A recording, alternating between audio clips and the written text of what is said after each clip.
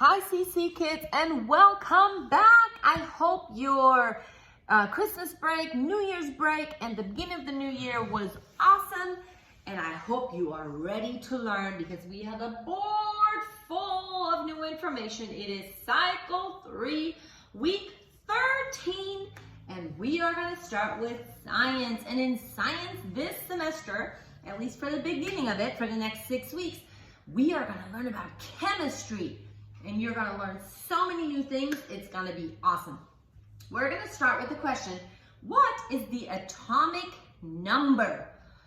And you're going to learn so much more about the elements of the periodic table and what all the world is made up out of, because the world is made up out of atoms, believe it or not.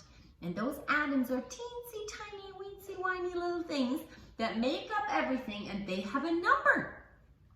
And we're going to learn in a couple of weeks, weeks 16, 17, and 18, we're going to learn all first 12 elements by their atomic number and their mass and their symbol. So be tuned for that. But today we're learning about the atomic number. I'm going to read it and then we're going to sing it. The atomic number is the number of protons in the nucleus of an atom.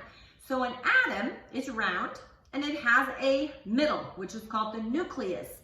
And the atomic number is the number of protons that is in the nucleus of an atom, which is also the number of electrons in a neutral atom.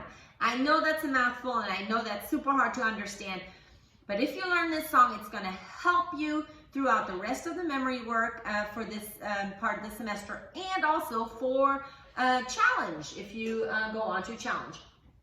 We are going to sing it to the melody of Let It Snow, Let It Snow, Let It Snow.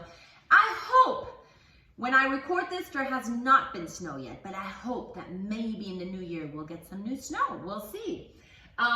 What is the atomic number? It goes like this.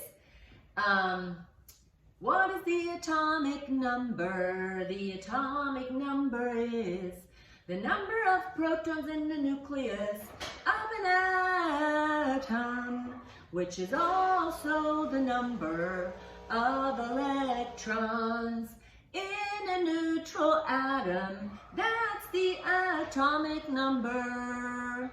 Nice! That is the atomic number.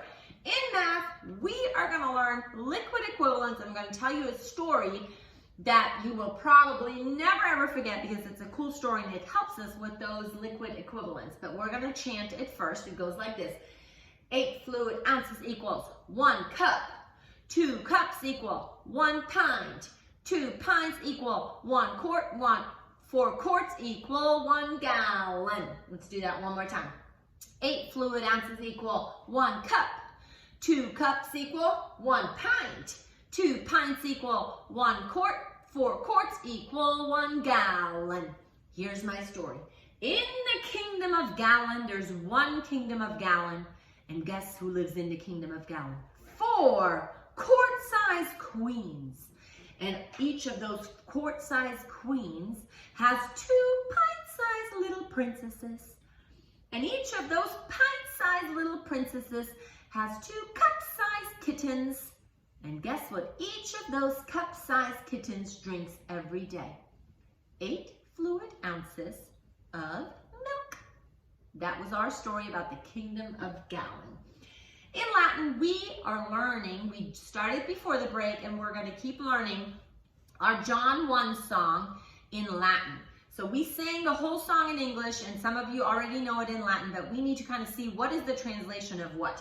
So today, John 1:1, et verbum erat quod Deum, et Deus erat verbum. So that means, and the Word was with God, and the Word was God. Et verbum erat apud Deum, et Deus erat verbum, which is, and the Word was with God, and the Word was God. Nice job. Okay, English. We have been learning all these irregular verbs in the infinitive, in the present, in the past, in the present participle, and the past participle. Today, we are learning the word to beat. And we are going to do it to the melody. Oh my goodness, Miss Claudia has not written it down. I need to go check real quick what that was. I forgot to write it down. It is to the melody of, oh, okay. This is why I don't have it written down. I'm so sorry. This is to the melody of a song that I don't know the title of. I don't know, but it goes like this. To beat, beat, beats, beat, beating, and beaten. To beat, beat, beats, beat, beating, beaten. If you know what title that is, what melody that is, let me know. But this is to beat. Okay, in geography, we are learning about the Western Mountains, and you guys will like that song because we are going to sing it to the melody of We Will Rock You. Okay, in the Western Mountains, we have the Rocky Mountains. In the pink, we have Pikes Peak, which is green.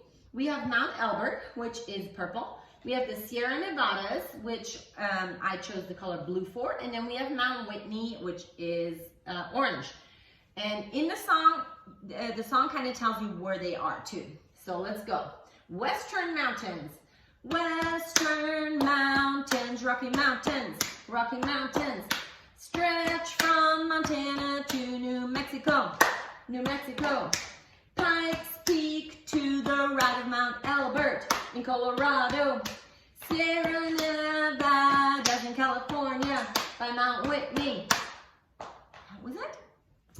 History. Tell me about the 14th Amendment. Later on this semester, we'll learn about another amendment, the 19th, but today, the 14th Amendment. So we're going to use four fingers, the 14th Amendment. In 1868, okay, so our 18 is our middle finger. In 1868, the 14th Amendment made all former slaves U.S. citizens and paved the way for we're going to do a C for civil and an R for right, and we're going to move the civil rights movement, okay? So tell me about the 14th Amendment. In 1868, the 14th Amendment made all former slaves U.S. citizens and paved the way for the civil rights movement, the civil rights movement. That was it.